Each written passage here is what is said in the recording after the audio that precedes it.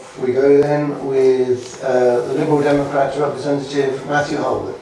Thank you. Well, good evening everybody. It's fantastic to be here, even if I have just realised that I'm the only representative of one of the parties of this present government. I'm not sure if that's a good thing or not. We'll find out later on. Thanks to the organisers for the invitation and to all of you for attending. It's fantastic to see so many of you here. I'm sure we'd all agree on that. I'm always proud to have the opportunity to speak up for and on behalf of my party, the Liberal Democrats. I'm Mathew Hulbert. I represent Barwell on Hinckley and Bosworth Borough Council, a Lib Dem majority-run authority, keeping, along with our colleagues in Oakley and Wixton, of course, the yellow flag flying in Leicestershire. On the council, I have two backbench positions, or have had, because strictly speaking, I don't know if I'm quite a councillor or not now with the election coming up, but I've been the Children and Young People's Champion and the Fair Trade Champion on the council as well. So that's a little bit about me. Now, we've been asked to address a number of specific issues in the time that we have available, starting with constitutional reform and in particular the position of the established church and the Lord's spiritual. Well, I'll come to the church issues in a second, but I just wanted to say first of all that I as a Lib Dem very much believe that we need a new constitutional settlement and we need one urgently. I and my party believe in proportional representation for Parliament and for Town Hall elections. I and we believe we need a wholly elected House of Lords, and I, but sadly not yet my party as a whole, believe that we need a democratically elected head of state. I coordinate Lib Dems for a Republic, and I'm on the national board of Republic, the campaign for an elected head of state. I believe there's no place in this country for inherited power among those who make or sign off on the laws of the land, and that must include our monarch. That people should always have the power and the ability to remove them via the ballot box. Incidentally, I also support votes at 16, and that is Lib Dem policy too. I also personally have long since believed in the need for a separation between church and state. Though I personally am an atheist, I have no problem with people having a private faith. That is their right in a free and democratic society. It's also their right to congregate, to share that faith with other believers.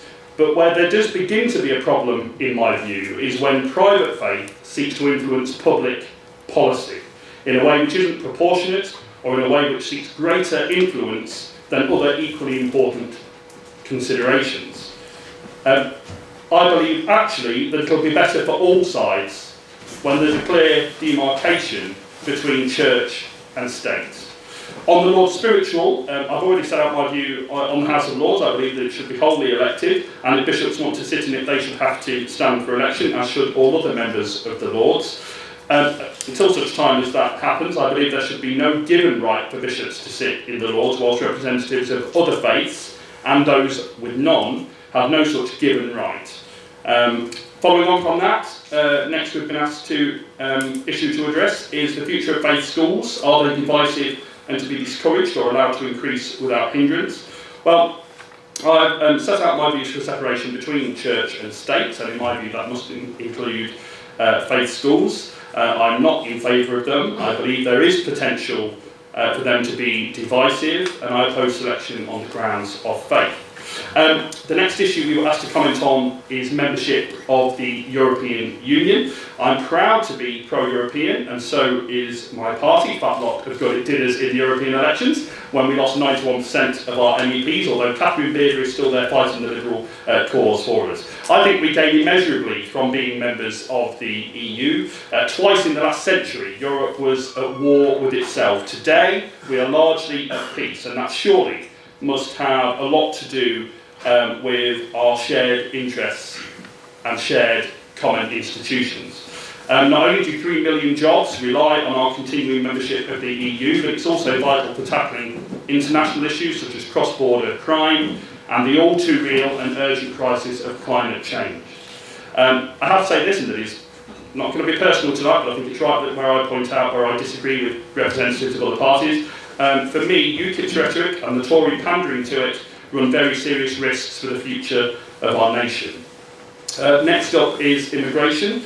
In my view, immigration, in fact, factually, not my view, it's a fact, immigration is a net benefit to our economy, but more than that, it adds to our wonderful cultural diversity, and where better to trumpet that than here in Leicester, a multicultural beacon to the rest of the country. Again, I condemn UKIP's divisive rhetoric on this issue, and the Tory, and I have to say, Labour pandering to it. An example of which we saw only yesterday, as it was discovered, Labour now have mugs available to buy with controls on immigration written on them. If I might say so, Labour are the mugs for playing such a dangerous rhetorical game. Following on from that is the issue of asylum seekers and refugees. We must always be a nation, in my view, that welcomes and is welcoming to people seeking asylum and seeking refuge here. We must never stop being a caring and compassionate society which offers a hand of friendship to those in need. And the final issue we were asked to comment on is what levels of economic inequality is desirable, and do you have specific policies to address this issue? Well, I think we need to make our nation as equal as possible. I think there remains gross inequality between the richest and poorest in our society. I'm certainly not ashamed to say that I believe there should be a significant redistribution of wealth from the richest to the poorest, and that those with the broadest shoulders should bear the biggest burden. That's not being anti-enterprise or anti-success, that's being pro-equality and pro-fairness.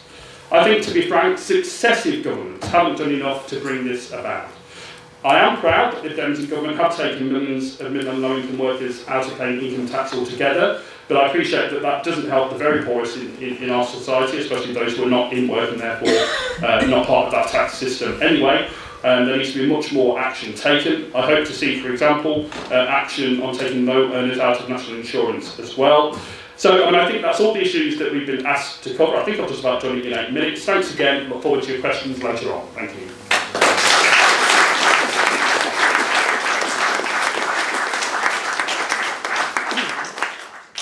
Thank you, Matthew. That was remarkable. You had over a minute to spare there. So I maybe donate that to another speaker. Right, thank you very much. We'll take questions, all of the questions at the end, and there will be a mic going around for anyone who wants to ask questions.